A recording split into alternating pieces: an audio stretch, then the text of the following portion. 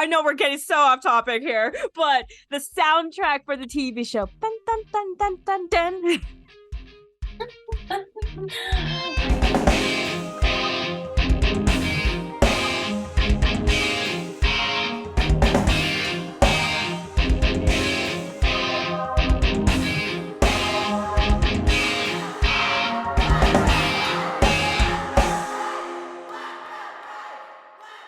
What is up, BVB Army? Welcome back to our channel, BVB Army Hearts to Hearts. I am Ruth. And I'm Nicole. Welcome back. First of all, we've been noticing when we first hit record, if there's any lagging, we apologize. We don't know what's going on either side of our internet or router. So if there's lagging and we have to cut and you see these weird cuts, we apologize. We don't know what's going on.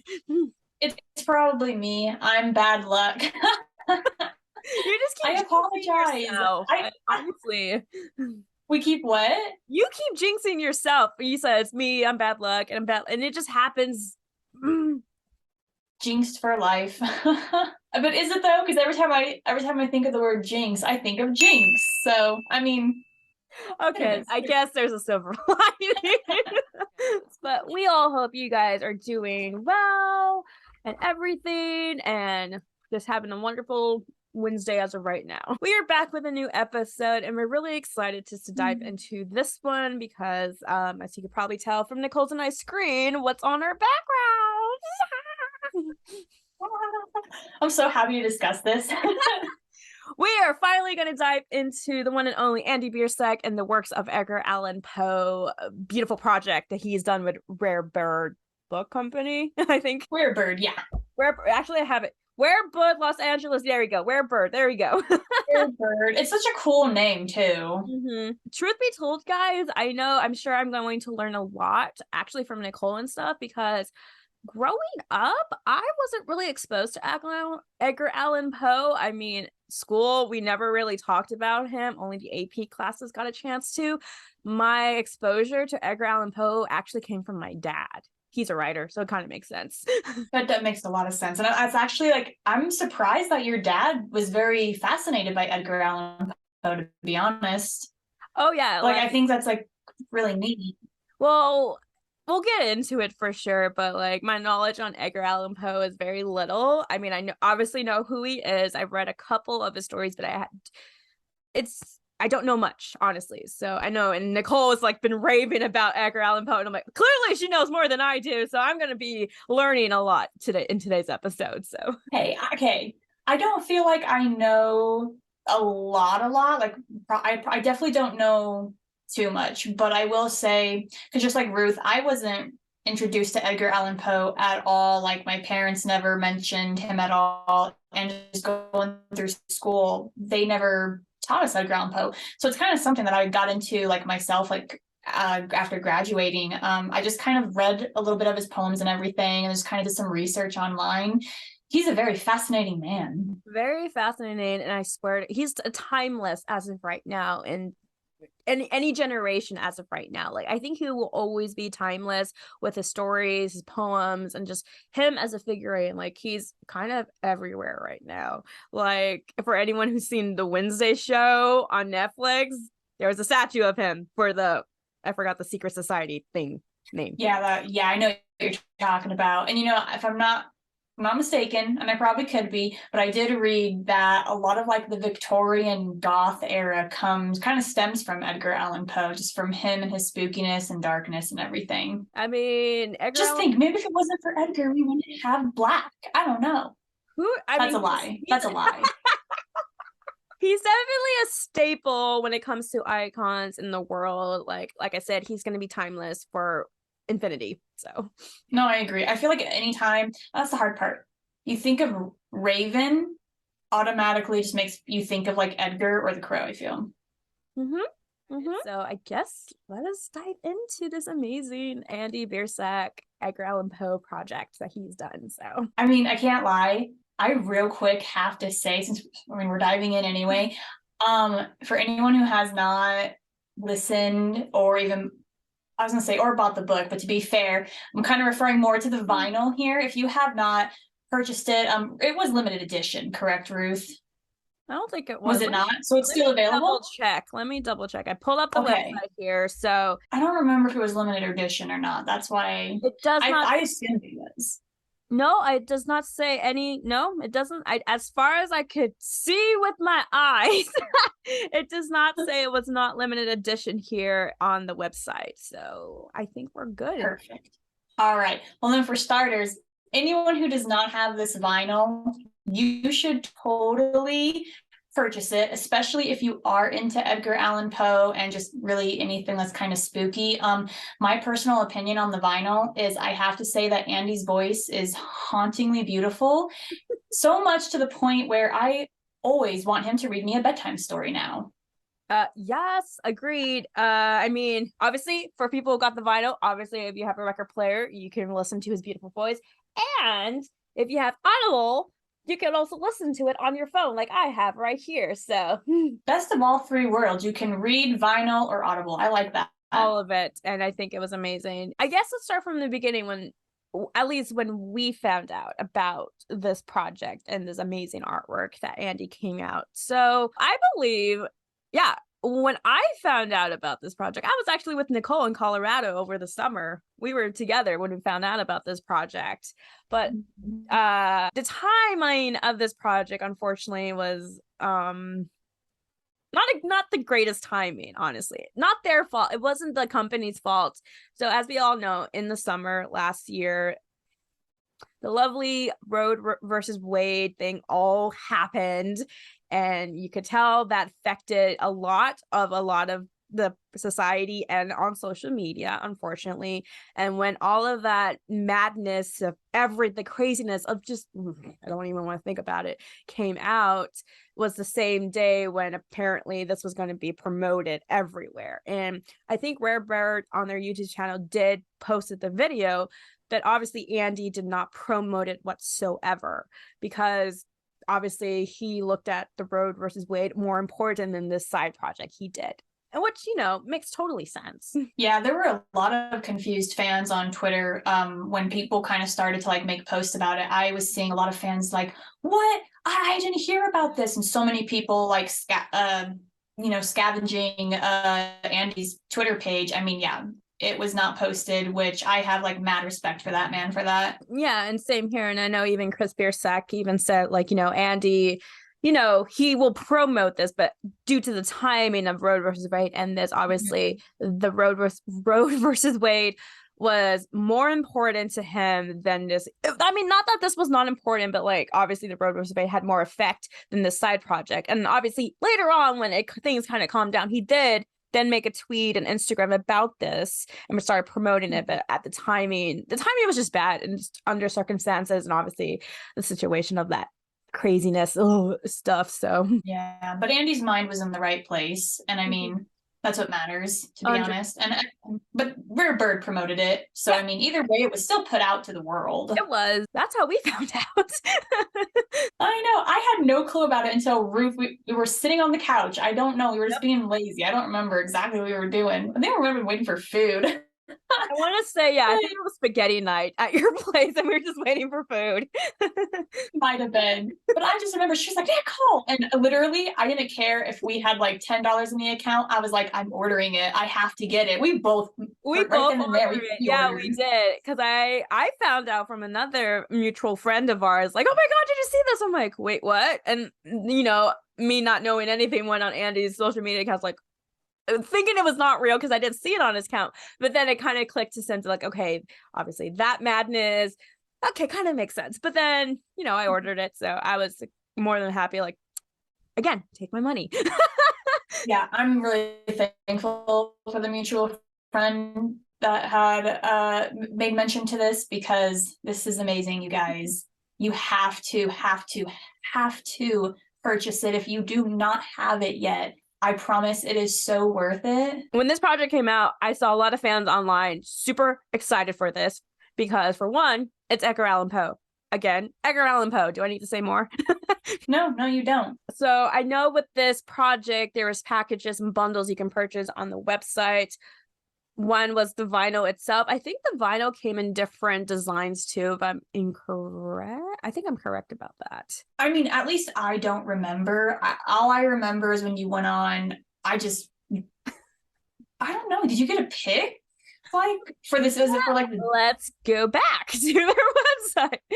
Okay, so here we go. So the options for this amazing Edgar Allan Poe by Andy Biersack was you can get the standard edition hard book only, the book that they had, a standard edition black vinyl, a limited edition black and red splatter vinyl, hardcover book with the black and red splatter vinyl bundle, and then the book with the black vinyl.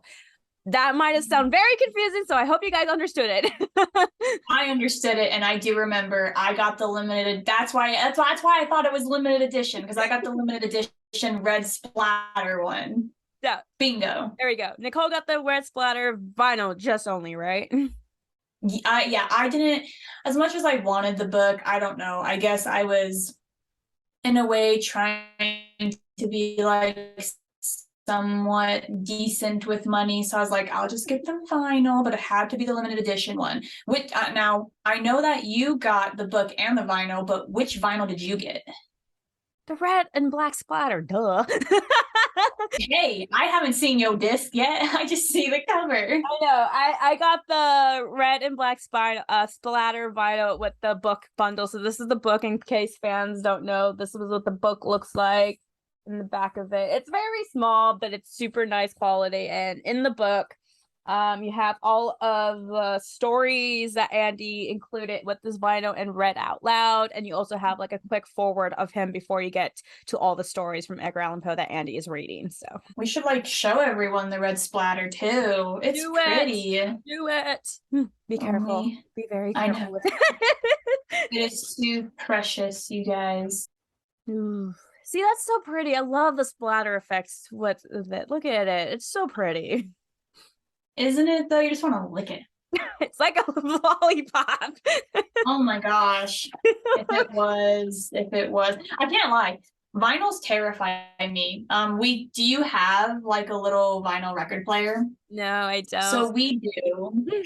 We have, like, a small one, and I'm not going to lie.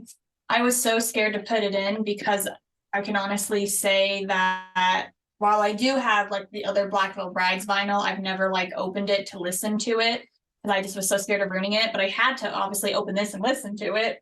And it freaked me out because I did not know what I was doing, and I was afraid I was going to scratch it. And I did not. I succeeded. I did have one growing up in my mom's house. It was kind of fun to do. We had a couple Beatle vinyls, and so we would play Beatles on it. It was awesome. There you go. Now you just need to get yourself like one of those little portable ones. I know. I for one, I'm not a big vinyl collector. I only have like a couple, including this one right here, but I do appreciate it. And I know there's collectors out there who do collect vinyls and everything. And I mean, it is definitely a collectible thing to collect. So Ruth, I am looking at your vinyl and you haven't even opened that. Nope, have not opened it. I'm looking at mine, and then I'm looking at yours, and I'm like, there's something different with ours. And I'm like, hers has in it. I have not opened my vinyl. I've seen photos of the red and black splatter. I'm sure it's pretty, but like, I don't know. Maybe it's just with me. It's just like keep it in its mint condition.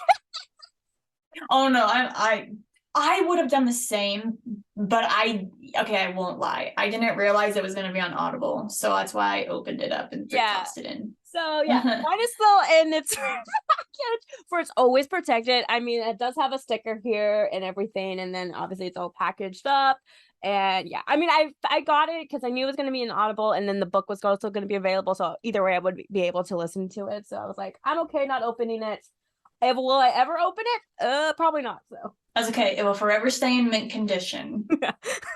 So you got your vinyl because it was like in the summer they put it out, and then when did you get yours? So, and this is the funny part too, because Ruth and I pre-ordered, and when I got mine, I didn't even receive an email stating that it was being shipped or anything.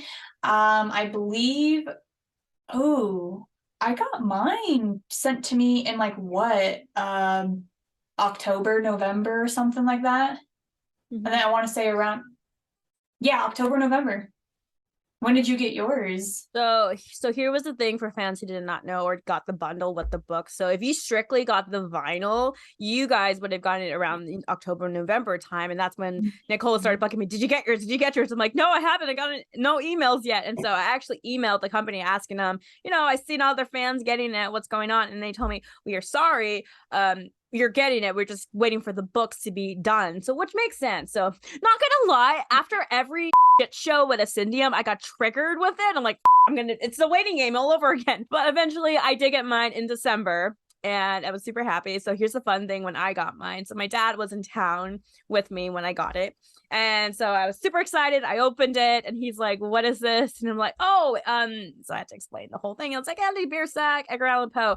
As soon as I said Edgar Allan Poe, his like eyes popped out of his head. He's like, really? He's like, yeah. And so like I showed him the vinyl.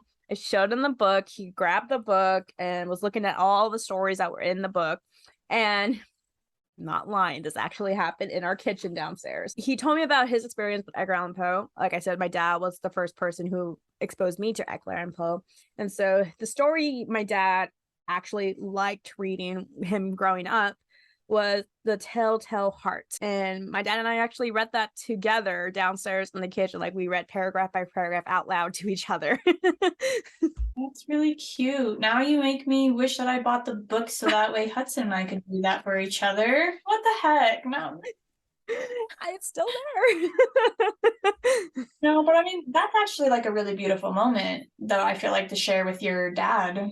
It was actually because, I love my dad, and my dad is an anthropologist, and he travels around the world to study how people live. That's how he met my mom, because he fell in love with Mexico, and he wrote several books on Mexico and politics and everything. And we, my dad and I have common things, but when we find something really common that we're both like really interested in, it's very rare, and it's amazing to bond over that. So here I am thinking I'm gonna get this. I'm like, he's not really gonna care because he's gonna see Andy's face on it. It's like, oh, it's something black real brides related. It's not my thing. But then when he saw Edgar Allan Poe, it's like, wait, okay, but we can bond over this. It's Edgar Allan Poe.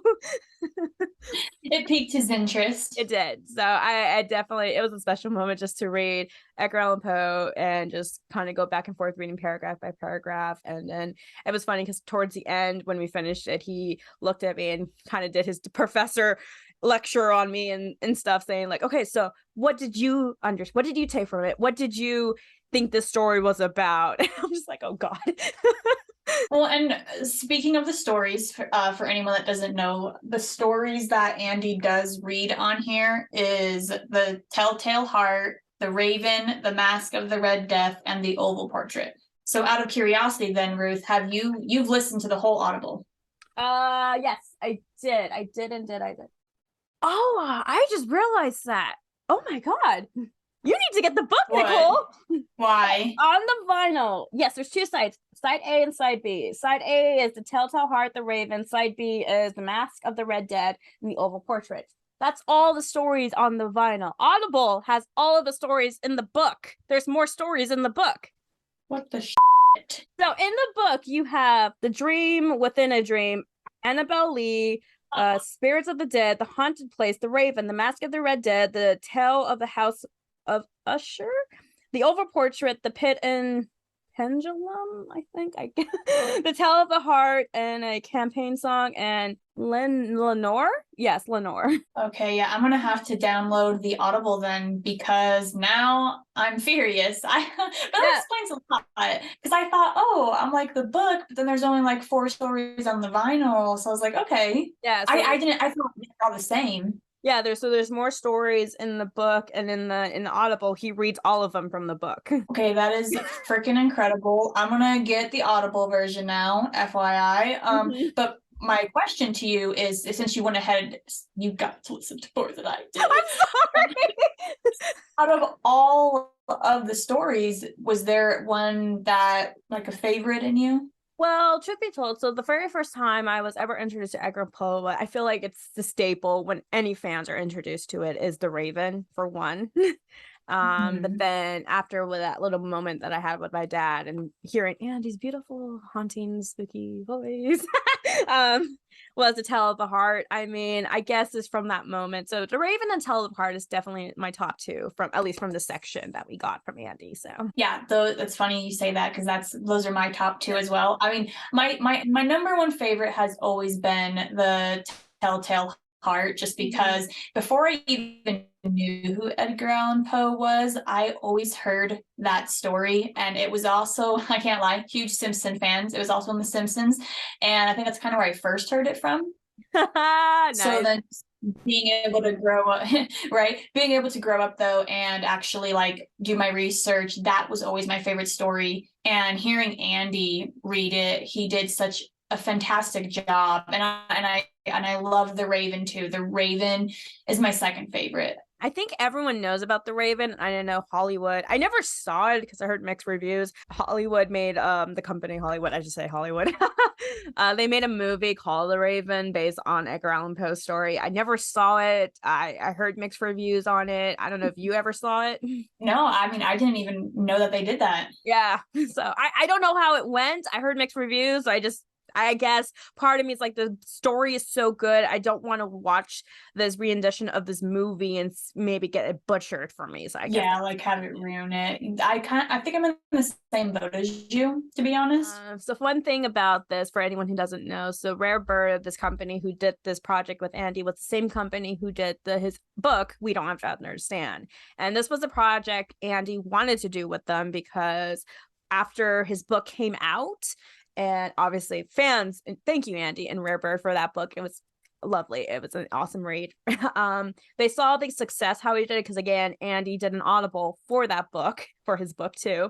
And I guess they saw how a success it was. And so obviously they kind of knew Andy and talked to him. And I'm assuming Edgar Allan Poe was mentioned. And so like there came, I don't know if they worked together or was Rare Bird that came to him like, hey, do you want to do a project like we kind of did with your book, except it's Edgar Allan Poe related? So I'm really glad that Rare Bird actually wanted to work with Andy again, to be honest. I think the works of Edgar Allan Poe was phenomenal in my own personal opinion. So I mean, and it seems like that the company really enjoys Andy, and they seem to be selling not only his book very well, but this very well too. Exactly. And again, just thank you, Rare Bird, for making Andy's book, and then obviously the side project with Edgar Allan Poe's work. And from what I was told from a really good source for this project, so obviously we know, if we are a fan of Edgar Allan Poe, there's so many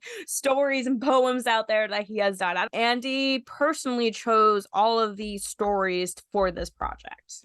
See, that's if he personally chose all. I mean, there's more on the book, you guys, but from what I've seen on the vinyl, it's for him just personally like handpick these ones. I feel like that means these stories definitely hold some form of inspiration to him, and they're definitely stories that he holds close to his heart. So Edgar Allan Poe has so many. So for any fans who has gotten the book for this project, there is a foreword where Andy does write about his experience and everything with Edgar Allan Poe. I'm happy that Andy included this in the story because it doesn't make me feel stupid. That growing, obviously if you read his book and just know Andy and your interviews, like he was very mature for his age growing up, and so his parents would talk to him like an adult. So it doesn't surprise me that Chris and Amy had a Edgar Allan Poe book at their house that Andy found and really got interested, because we all know Andy loves comic books and also the spooky horror type deal. And so here's Edgar Allan Poe. Who is this? So what he says here is like, I understood that Poe's work was related to these things. I just couldn't understand them. He had a difficult time with the language at first, like reading Poe's like grammar in English, how he word things. So that was nice to know that I wasn't the only one struggling understanding what Poe meant by his poems and stories. It did say it wasn't until he was like 13 or 14 where he decided to commit it and actually read and truly try his best to understand what Poe meant by these stories and poems. So to be honest, I personally love that type of like the way that they talked back then and the grammar that they used. I don't know, to me it sounds so sophisticated, and I feel like it's so much better than like kind of how like everyone speaks today. There is something about their grammar back then. I really, really enjoy it. But I agree. It was hard. For everyone, we obviously know how we speak now, but if you read Edgar Allan Poe, it is mind-boggling. It really is, because you're like, wait a minute, and then it's just it's like freaking reading I can't remember his name. All of a sudden, he did Romeo and Juliet. Who am I thinking of? William Shakespeare. William Shakespeare. It's like the way that he wrote, and I'm just fascinated by that type of grammar. To be honest, I feel like it's so much better than we speak now. Yeah, I mean, I don't know how many I know I've said this multiple times. Grammar's not my strongest point when it comes to English. English is hard, guys. Truth be told, English is hard. Okay, if you try learning any other language like Spanish, I've taken a couple Spanish classes. It's so much easier than English. Okay, so give me a break. Every person that I've spoken to that speaks a different language, they all have stated that English is the hardest language to learn, and it's because we don't make sense with our language for some reason. Everyone else, they put it in, they just speak so much better than we do, you guys. That's all you need to know. It is really fun for anyone who's getting introduced to William Shakespeare or Edgar Allan Poe, the grammar, the formatting, the English that they put into this.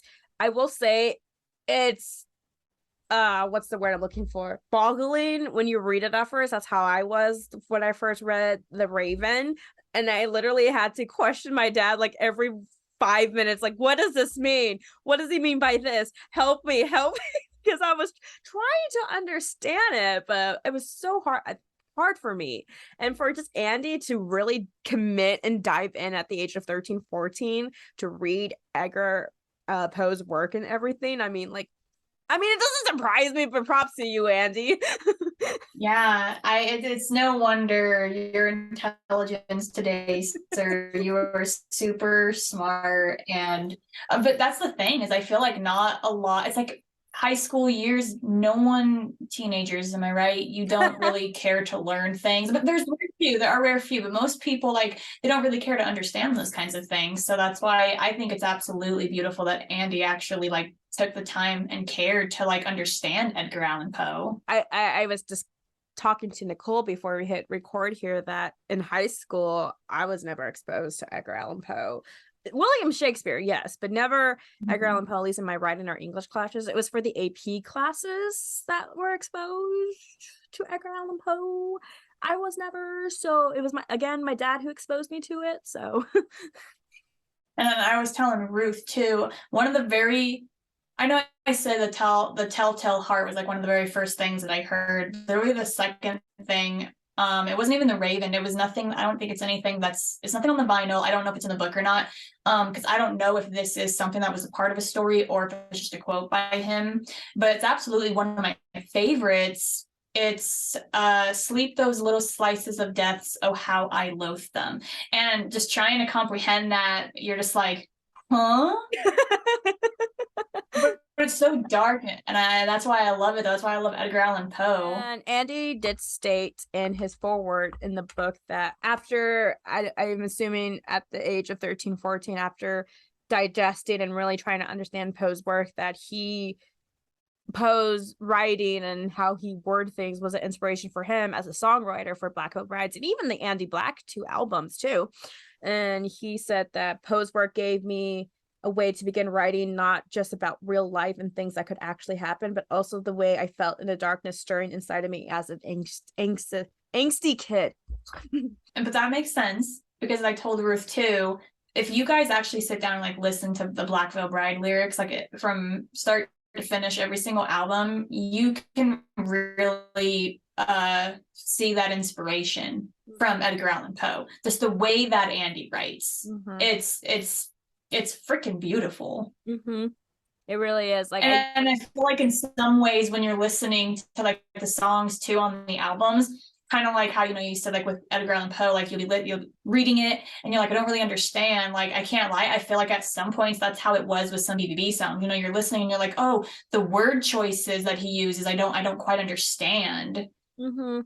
And I also want to say, maybe I don't know, I could be completely wrong with this. If I am, if it doesn't make sense, we're gonna cut it out. But I feel like in the oh, what is the correct word to say it? The alternative scene, the goths, the dark and spooky people, I suppose. I don't know if there's a correct label for it. Obviously, Poe, Edgar Allan, is a staple, like the godfather of goth. Yeah. And I almost want to say, even with a little bit of the Ghost of Ohio album that Andy did for his second Andy Black album, like Westward Road, I don't know. I mean, don't get me wrong. I like the comic book feel that he did in the music video, but just his outfit alone, for me at least, and that I think, yeah, he had a contact in him. Yeah. It spoke to me as Edgar Allan Poe for some reason. Don't ask me why. It just did. Yeah, I can definitely see that, honestly. And I can't lie, Andy should bring that look back with the one contact in because it's so spooky-licious. I love it. Oh, I love that video so much. It was so amazing. I rewatched that. I don't know how many times. Don't ask me.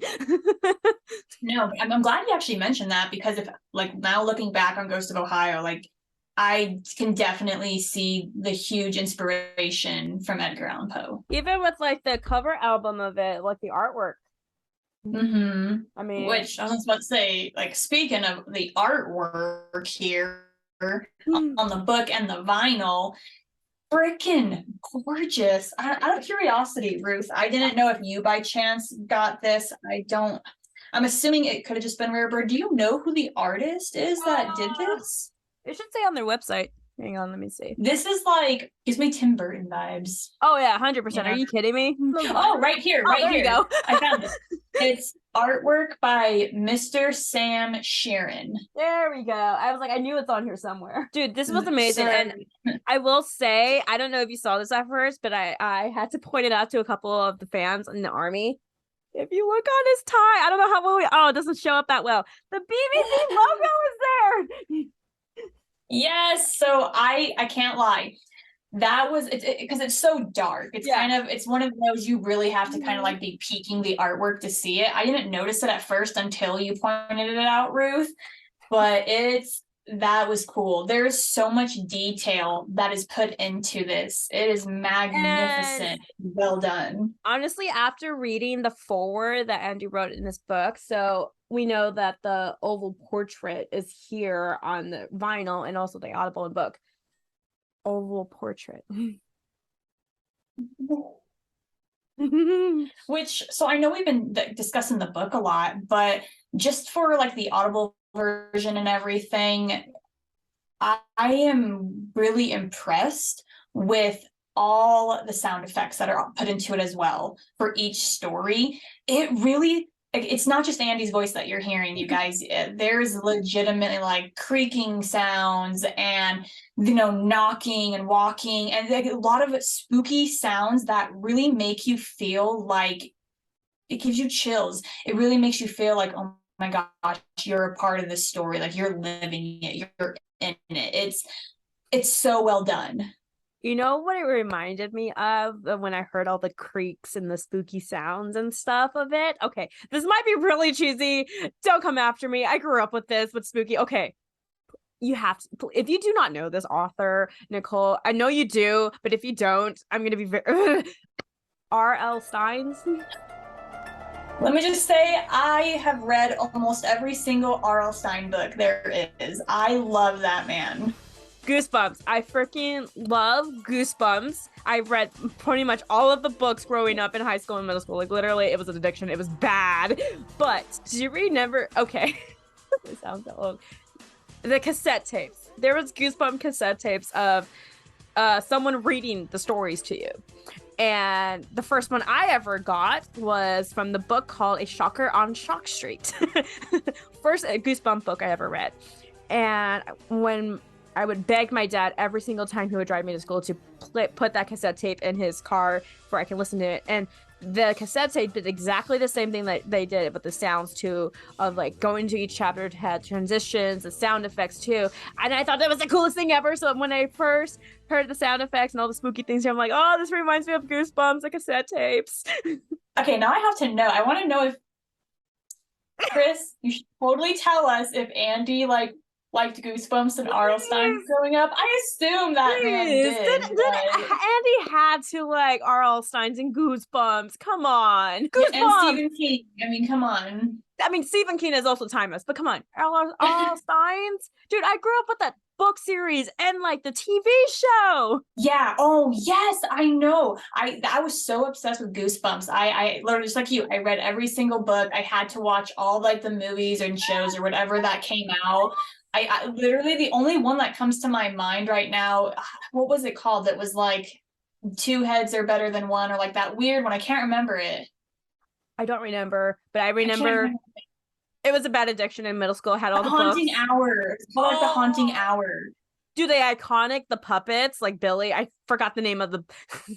Oh, yes, those ones were always creepy. Okay, wait, do you have? I know this is totally off topic, you guys, but I have to know real quick, Ruth. Favorite Goosebump book and favorite R.L. Stine, like non-Goosebump book, because you know how he has like his Goosebumps, but then he's got his horror selection. Do you have a favorite out of both? I mean, when it comes to Goosebumps, it's a shocker on Shock Street just because it was the first book I read. I loved it. It was the cassette tape I first heard. Freaking loved it. I mean, the werewolf books too were pretty good too. I do remember that. As for oh my god, I know Netflix did a 3-part movie to it. The series. What is it called? What's it called? Fear Street. Thank you, Fear Street. That was another series I got into from R.L. Stine's. That was not part of a Goosebumps. So I think, yeah, I think that's what I meant when I was talking about his horror selection being called Fear Street. Oh my God. R.L. Stine is an amazing writer, you guys. That's why I just, it would make sense if Andy liked Edgar Allan Poe, he would have loved R.L. Stine then. So Chris, let us if know. you can comment below if he ever read Goosebumps, that will literally make us our day, please, because he had to know about Goosebumps. Come on. And I swear, Goosebumps, I know it was made for kids, but at the same time, it was so not a kid thing. Like, they were terrifying. Yeah, literally horrifying. Our excitement here, you guys, that's literally how it felt listening to Edgar Allan Poe.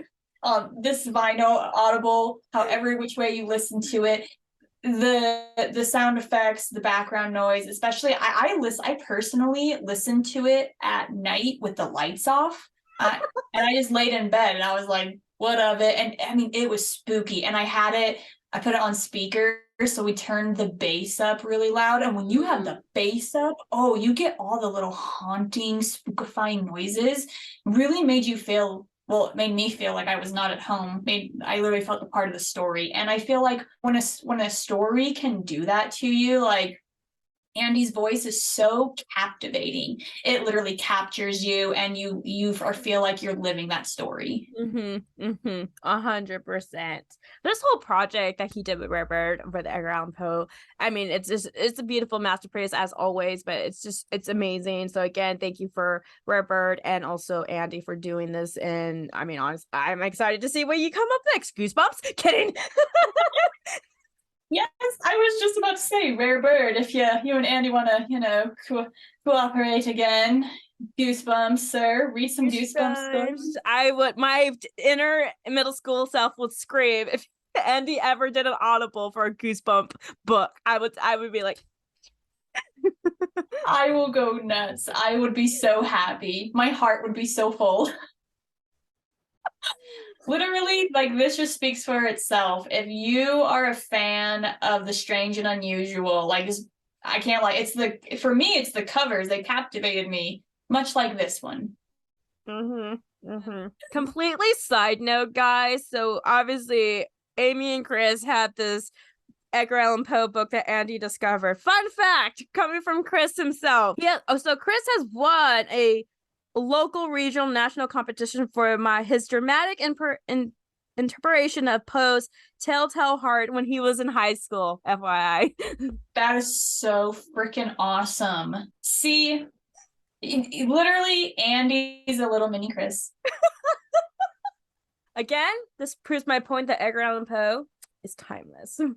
He is someone that has definitely gone down in history, and I mean, 500 years from now, they're still going to be talking about Edgar Allan Poe. At least they better be.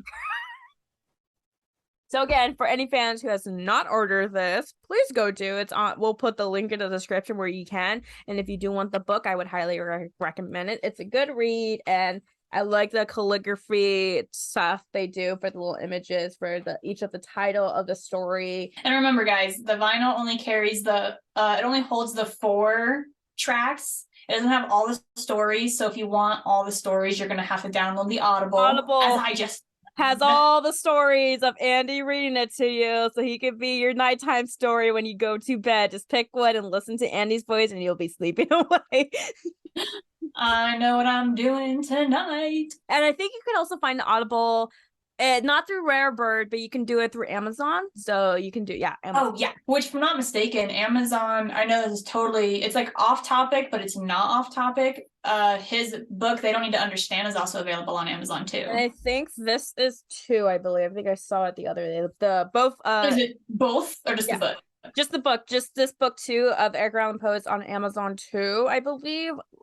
I want to say yes. So, but the vinyl you'd have to get on Rarebird. I think the vinyl you do have to get on Rarebird if you do want the black and red splatter or just the strictly black one. So, thank you, Rarebird, and thank you, Andy. This has been truly incredible, and now I got to go listen to the rest.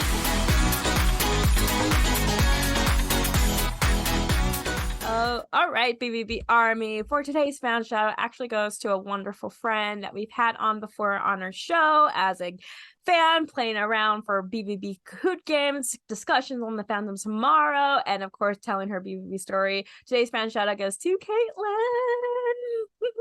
Katelyn, I hope you're doing well. And BVB Army, if you do not know or do not follow her, congratulations to Katelyn. She is expecting a baby. Hello, mini Katelyn. Mini one. Congratulations, Katelyn. Anyone who does not follow her, you need to go follow her because she is super sweet. She honestly the sweetest bean. Little sweet bean. And she posts photos of her fur baby and her husband, and honestly she's just amazing, a sweet soul, obviously a huge fan of Andy and BVB, and also Little Czar too. And again, congratulations on your baby, honestly. And I hope I know, I mean, I just went to a baby shower and I'm sure you guys are getting prepared for it. It's going to be a new chapter in your guys' life, honestly. So just congrats. All of our social media links will be in the description below, so please go give her a follow. She's a freaking amazing person. And she's a great singer too. Yes, great singer. All right, BVB Army, we are here at the end of our episode of the Edgar Allan Poe by Andy Biersack. We hope you guys enjoy it. Once again, all of our social media links will be down in the description below. We're officially on all streaming platforms. Yes, we do have a TikTok, so go please follow us on TikTok as we put snippets of video clips of our recent episodes. It will be awesome if you can follow us. Purchase the vinyl, yes. Andy Biersack, Edgar Allan Poe, or the book. Any of it, just do it, purchase it. We're not sponsored, but we want to promote this. Please go ahead and purchase it. It's amazing. It's a spectacular, wonderful gift. It deserves all the love. You guys will be blown away by it. And just thank you once again to all the fans who have signed up for sharing their BVB fan stories. We're getting to it. Thank you for your patience. Yeah, we're excited though. We're excited. We're entering the new month here in March. I can't believe February is almost over. I know, but we're super excited for next month because we do have a special guest coming on, and we are super excited to have him on our show and everything else. So again, just thank you everything for your support, guys, and we will see you guys next Wednesday.